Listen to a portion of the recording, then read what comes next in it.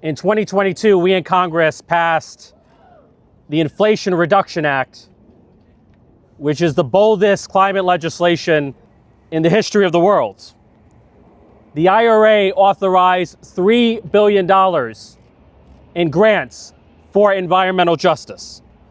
These grants were aimed at lifting up communities that historically have been overlooked and overburdened, like the communities here in the Bronx. The Bronx has been plagued by decades of disinvestment and displacement and environmental degradation. And so the IRA represented an opportunity to rectify the injustices that had been perpetrated against the people of the Bronx because of policies like redlining and structures like the Cross Bronx Expressway. The Trump administration recently announced that it is going to ignore the law enacted by Congress, that it's going to violate the contracts signed by the EPA, and that it's going to terminate 400 grants totaling $1.7 billion. The Trump administration is robbing the Bronx of more than $2.8 million in grants for environmental justice. Donald Trump is not declaring war on environmental pollution. He is declaring war on the environment itself. He is not declaring war on public health hazards like asthma.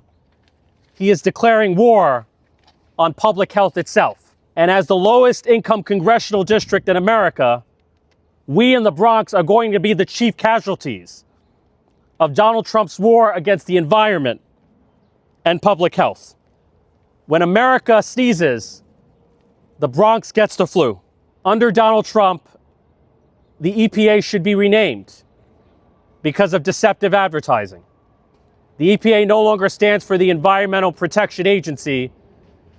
It has become the Environmental Pollution Agency because it is polluting and poisoning the air we breathe and the water we drink. Now, the Trump administration has a visceral reaction against any federal grant that mentions the word environmental justice. But environmental justice is not a radical proposition. It simply means clean water. It means clean air. It means public health and public safety. It means that we in the Bronx are entitled to the same standard of air quality and water quality, the same standard of public health and environmental protection as the rest of the city and the rest of the country. It means that our water should be every bit as drinkable and our air should be every bit as breathable. We in the Bronx have been ground zero for environmental injustice, and we are in danger of being the hardest hit by Donald Trump's defunding of environmental protection and public health. Every day, there are 15,000 diesel truck trips to and from the Hunts Point Terminal Market. There are thousands of diesel trucks congesting highways like the Cross Bronx, unleashing vast amounts of greenhouse gas emissions and air pollution.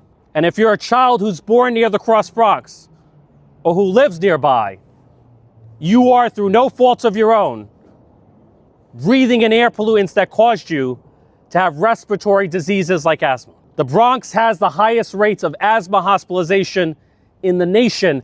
That is not an accident.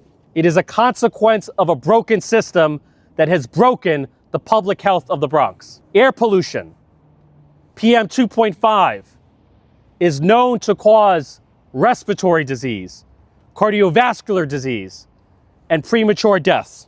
You know, as a product of the Bronx, I spent my childhood in 3 places: at home, at school, and in the emergency room because of repeat asthma hospitalizations. For me, asthma is not an abstraction. Asthma is the lived experience of those who are born and brought up in the Bronx. You know, Republicans claim that public health is purely a product of personal choices. I never met a child who chose to be born into poverty. I never met a child who chose to live near the Cross Bronx Expressway. I never met a child who chose to have asthma. These are not choices made by the people of the Bronx. These are conditions that have been imposed upon the people of the Bronx. And Donald Trump is defunding any and all attempts at correcting those conditions. Donald Trump claims that he has the authority to defund whatever program he wishes, whenever he wishes, for whatever reason he wishes. He sees himself as a king.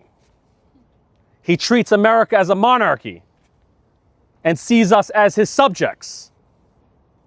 And we are here to send a simple message. Donald Trump is no king. America is no monarchy. And we are not his subjects. America is and should be a democracy. And we, the people, are going to fight for it.